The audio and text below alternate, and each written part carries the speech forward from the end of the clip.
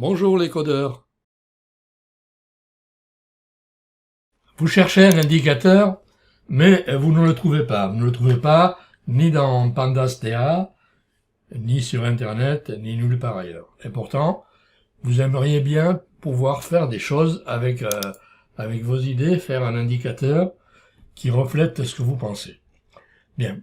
Le mieux, c'est de créer ses propres indicateurs soi-même, et c'est le but de ce tuto. Alors avant de commencer, je vous conseille de maîtriser certains sujets, tels que NumPy, Pandas, Sklearn et CP. C'est très important, bien sûr, connaître un peu les mathématiques, genre matrice, par exemple. Et voilà, c'est parti. Alors, nous allons utiliser pour cela un gabarit. C'est une chose que nous avons déjà vue dans un tuto précédent, qui est ici représenté, mais dans lequel nous avons apporté une petite amélioration. C'est un ajout de points, des points de confirmation. Bien. Alors, pour cela, il va falloir modifier des fichiers. 1, 2, 3. Ils sont ici. bestzone.py, showgeek.py et men01.py, qui est le fichier que nous allons afficher. Alors, moi je le fais de mon côté, je vous laisse le faire également, et on se retrouve tout de suite après.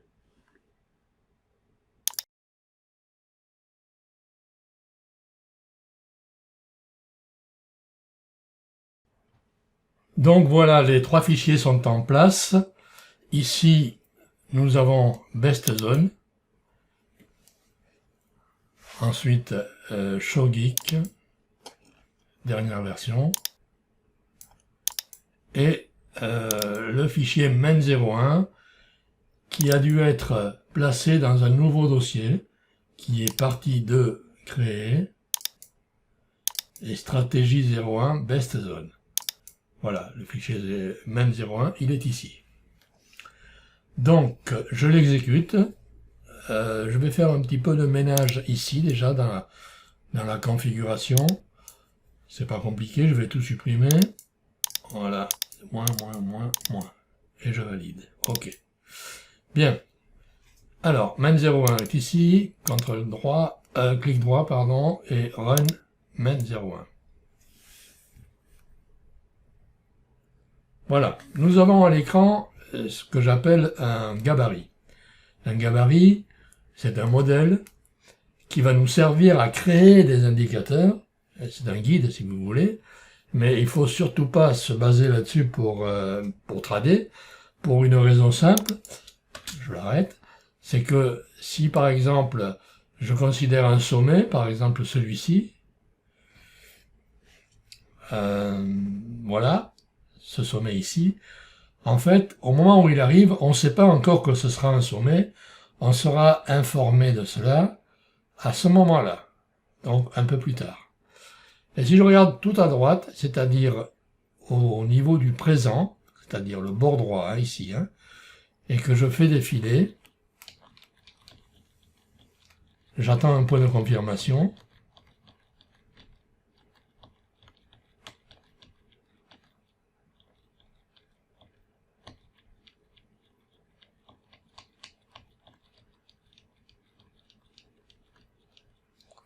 Alors ici, on a un point bas, un pic vers le bas, un creux, mais on ne sait pas encore que c'est un creux, puisque il faut attendre la confirmation. Voilà. La confirmation est ici. Tant qu'on n'a pas ce point de confirmation, on ne sait pas que ceci est un pic, est un creux, en fait. Donc, on ne peut pas s'en servir pour trader, c'est impossible. Par contre, il nous sert justement au niveau du gabarit, et il nous présente des zones. Alors, toutes les zones qui sont roses ici sont valides pour ouvrir un trade à la vente. C'est-à-dire que le cours ou le prix va baisser. Alors que toutes les zones jaunes sont valides pour ouvrir un trade à l'achat. Et on le voit bien ici, on a un zigzag qui monte. Donc à l'achat. Etc. Donc, c'est à vous d'imaginer des indicateurs qui tentent de placer des points à l'achat dans les zones jaunes et qui tentent de placer des points à la vente dans les zones roses. C'est un exercice très difficile, mais on peut y arriver. Bien sûr, on ne peut pas y arriver à 100%, attention. On ne peut pas y arriver à 100%, mais on peut y arriver et s'en approcher. Ce qu'il faut, par la suite, c'est faire des backtests, c'est-à-dire un test sur un grand nombre d'historiques, et voir les résultats. Voilà. Donc, à partir d'ici, nous allons, à titre d'exemple, créer plusieurs indicateurs, et le prochain que nous allons créer se nomme Polarity.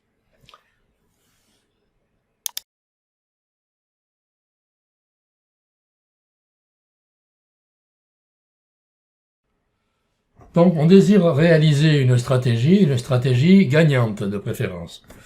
Et lorsqu'on fait des recherches sur Internet, on trouve des stratégies pour le trading, sur YouTube ou sur Google, on en trouve à foison, des centaines et des centaines, faites par des charlatans pour la plupart, et 100% de ces stratégies sont perdantes. Je vous le dis pour les avoir testées. Toutefois, on va quand même regarder ce que nous trouvons et s'apercevoir que l'on parle dans tous les sites pratiquement de lignes de force. Les lignes de force qui sont soit des lignes en bas de support ou en haut de résistance. Voilà. Donc ces lignes de force, il paraît que lorsque le signal arrive dessus, il y a des rebonds. Ou alors il y a des breakouts, c'est-à-dire des cassures en traverse, ou alors on sort et on revient. Hein, c'est ce qu'on appelle des pullbacks. Donc la plupart du temps, d'après ce que l'on entend, il y a beaucoup plus de rebonds qu'autre chose. Par conséquent, si c'est vrai, c'est miraculeux, parce que si c'est vrai, on va pouvoir se baser là-dessus pour pouvoir jouer les rebonds à chaque fois que le signal tape une ligne de polarité. Mais pour ça, il nous faut un indicateur qui nous trace à l'écran les lignes de polarité. Alors c'est ce que nous allons voir, et ça va nous permettre de tester par nous-mêmes, parce qu'il ne faut absolument pas croire ce que l'on voit ou ce que l'on entend, car il faut toujours tester par soi-même. Alors cet indicateur Polarity, on le voit ici sur le tuto, je descends, voilà, il va nous dessiner des horizontales, des lignes horizontales. Vous voyez, il y en a plusieurs ici. D'ailleurs, si vous regardez bien line 0, line 1, line 2, etc., on peut en mettre, vous allez le voir, autant qu'on veut. Hein. Donc ici, ces lignes-là sont soit des supports, soit des résistances.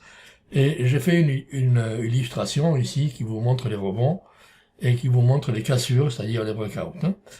Donc, on va créer cet indicateur et ensuite on va le tester pour voir si c'est vrai. Hein. Ça, c'est le backtest qui nous le dira, il n'y a pas de magie. Hein. Donc, il faut d'abord le tester. Alors, le problème, quel est-il ici? Eh bien, c'est de créer un indicateur qui soit vraiment personnalisé. Voilà. Donc, pour cela, vous lisez le tuto. Voilà. Et on va copier 3 fichiers qui sont ici. Le fameux indicateur qui est ici, polarity.py, qui se trouve dans la famille des statistics. Voilà. Ensuite, dans le fichier indicateur, on va rajouter une méthode qui s'appelle rolling. On en a besoin ici. Et enfin, le fichier qui va nous afficher ceci à l'écran, ce sera main02 qui est ici. Voilà, alors je copie moi ces 3 fichiers, vous faites le même et on se retrouve juste après. Voilà, les 3 fichiers sont copiés. On a ici Polarity, ici le fichier indicators.py et enfin le fichier main02 pour l'affichage. Donc, clic droit, run main02 et Voilà. Donc on affiche ici l'indicateur. Alors vous voyez, il se présente sous forme de ligne. Il y en a 6. J'arrête un peu. Voilà. Et pour s'apercevoir que elles sont numérotées de line 0 jusqu'à line 5. Voilà. Alors, effectivement, si l'on fait tourner, on s'aperçoit qu'il y a souvent, vous voyez, des rebonds sur ces lignes. Là, là, ici, ici, partout. Il y a des rebonds.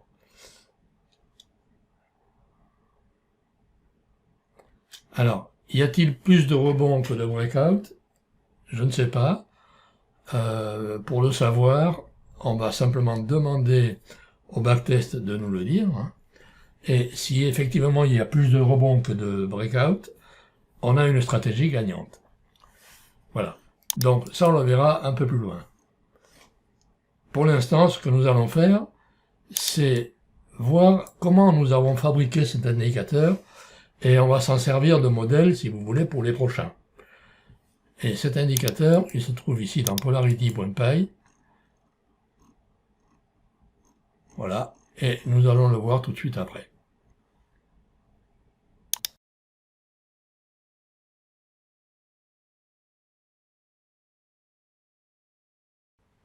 Bien, pour que l'indicateur soit reconnu comme en tant que tel, il faut absolument respecter sa structure. Alors, cette structure, elle est très simple, mais il faut la respecter. Elle consiste justement à vérifier la checklist.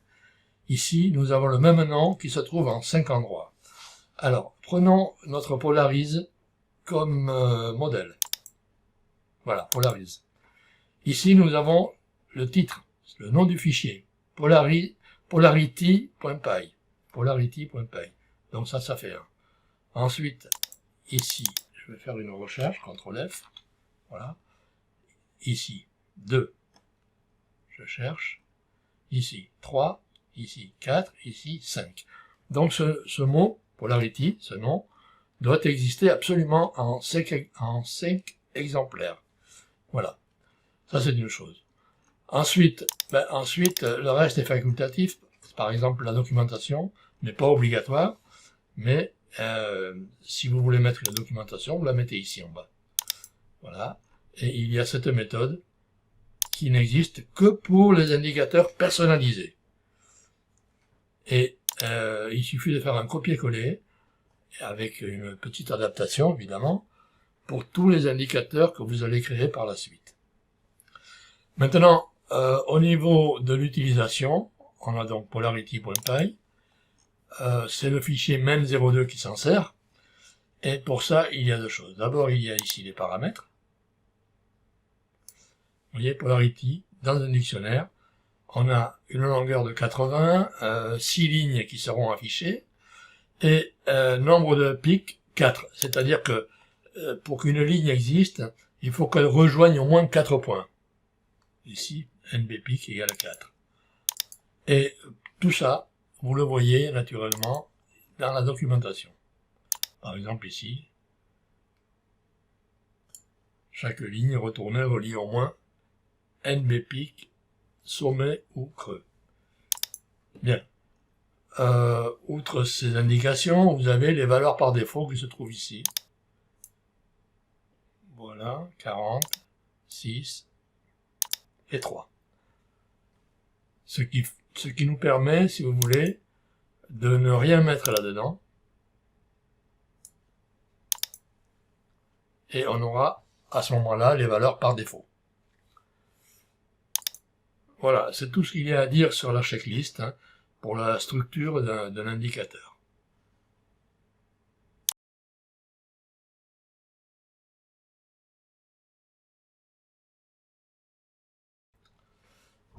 Encore un indicateur, l'indicateur normalize, la normalisation.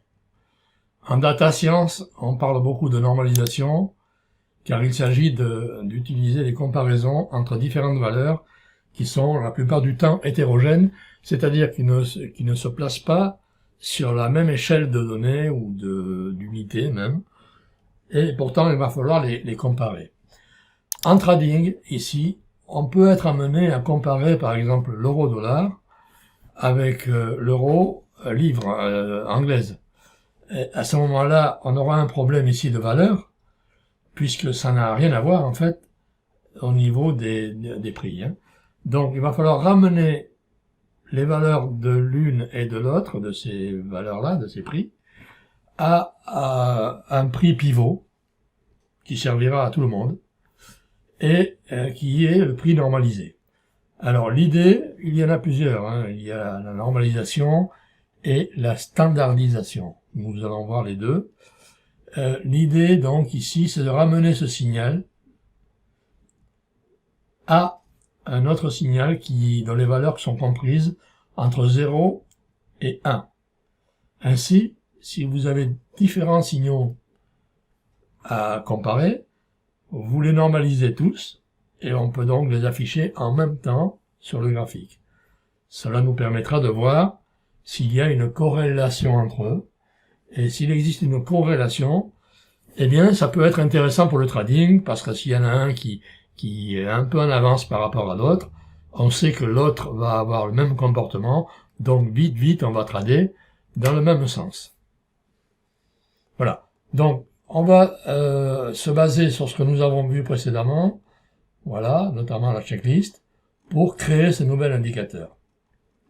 Alors toujours pareil, il y a deux fichiers à créer, l'indicateur lui-même, normalize.py, qui se trouve dans la famille volatility, et le fichier pour l'afficher, men03.py. Moi je le fais de mon côté, et on se retrouve tout de suite après.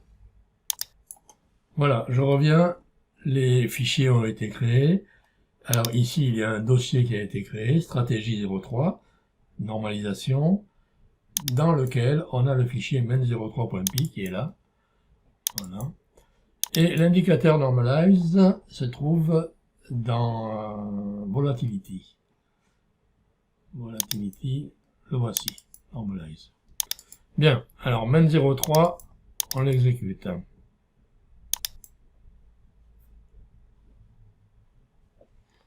Voilà ce qu'on obtient, on a bien un signal ici normalisé entre 0 et 1. Je vais réduire le nombre de points. Je vais mettre 500 points.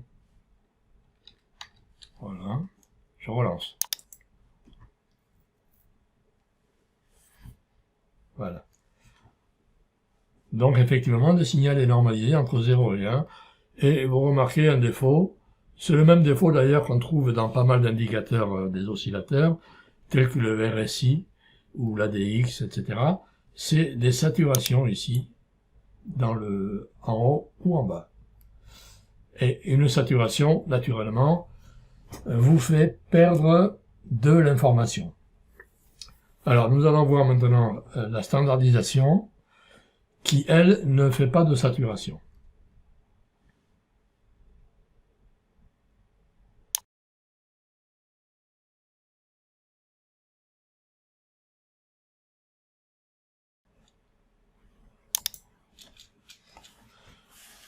Alors la standardisation, elle est ici, voilà, elle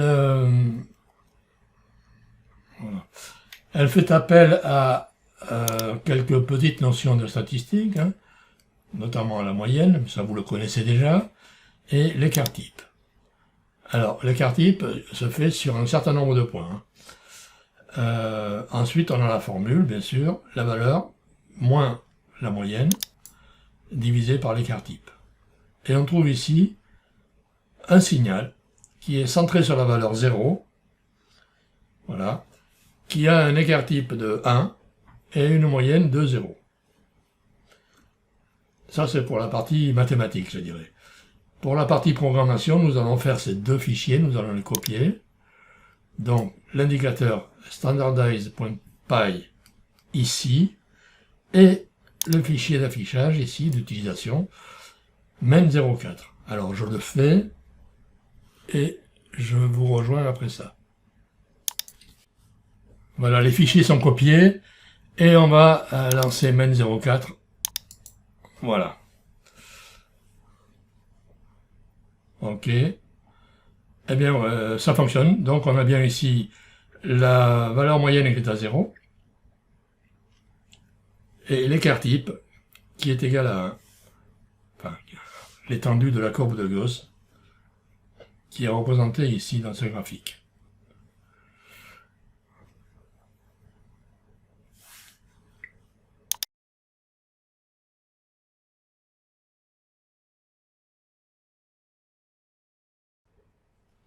Alors, Pandas TA nous propose beaucoup d'indicateurs. Quand on regarde ici, alors Pandas TA, voilà. Sur le disque dur, hein, alors, il se trouve en D Anaconda, dans les environnements virtuels, robots, etc. Donc, Pandas TA. On a ici toutes les familles d'indicateurs. Bien.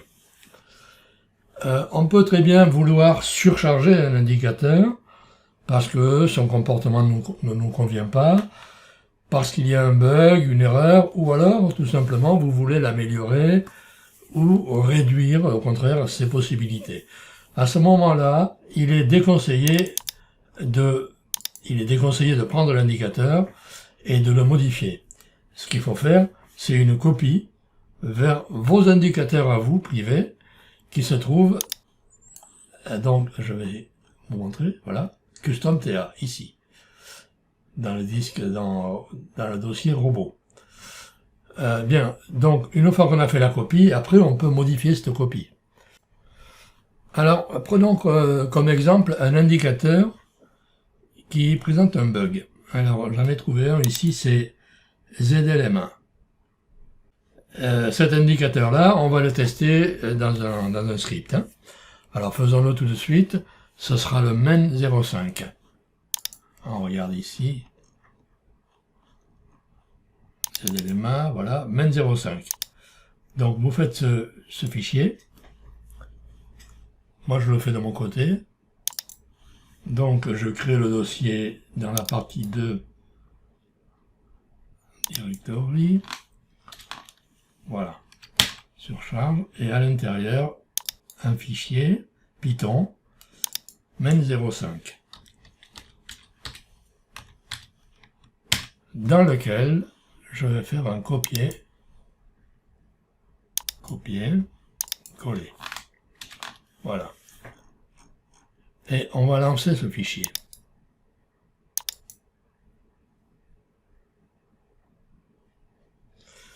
Voilà, c'est ce que je voulais vous montrer. On a un bug. On me dit que le module n'est pas appelable, calable. Bien. Alors, je vous montre de suite l'erreur. Hein. C'est ici, SMA. Si je mets un E à la place du S, je relance. Voilà, on n'a pas d'erreur. On a la moyenne qui apparaît. On n'a pas d'erreur. Bon, on explique tout ça.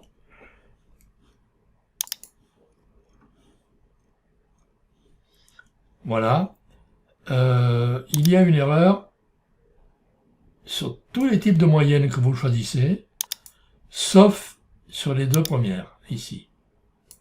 EMA et DEMA. Ce que nous allons faire, c'est un clone du fichier, et on va le mettre dans la même famille ici, donc dans Overlap, ici. Alors on va faire un copier-coller. CTRL-C. Copier. Et ici, coller. On lui donne le même nom, évidemment, ZLM1. Voilà. Et ici, on a un problème, évidemment, on le voit, hein, ici. Et la correction se fait à ce niveau-là, c'est justement là qu'il y a une erreur. Alors le mieux, c'est de ne pas cloner, mais de prendre directement sur le tuto, puisque tout est fait déjà. Hein. Donc copier, et ici, coller. Mais vous, si vous devez le faire sur un autre indicateur, évidemment, vous faites comme ça, un clone et une modification. Alors voilà, le fichier a été corrigé, c'est-à-dire que cette partie est supprimée. Voilà. et les remplacer par celle-ci, tout simplement. Il y a également cette partie à ajouter. Pourquoi? Eh bien parce qu'il s'agit d'un indicateur personnalisé et que cette partie d'appel est obligatoire. Voilà, maintenant nous allons relancer l'application 20.05. Bon, ça fonctionne, mais c'est normal. On va se remettre dans les conditions de bug, c'est-à-dire SMA. Voilà, et je relance. Donc SMA avec lequel nous avions un bug tout à l'heure. Hein. Et voilà, là ça marche. Ok, problème corrigé. Et en résumé, si vous voulez, l'indicateur ZLMA, qui est appelé ici, hein, voilà, cet indicateur, maintenant, c'est celui-ci qui est utilisé. Voilà, un espace, ok.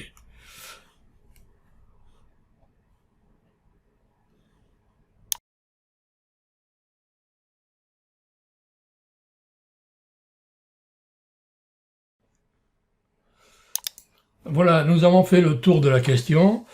Nous avons appris donc à créer des indicateurs, soit à partir de rien, tout est basé à partir de votre imagination, hein, soit à partir d'indicateurs existants que vous allez modifier, comme nous avons vu à l'instant avec le ZLMA.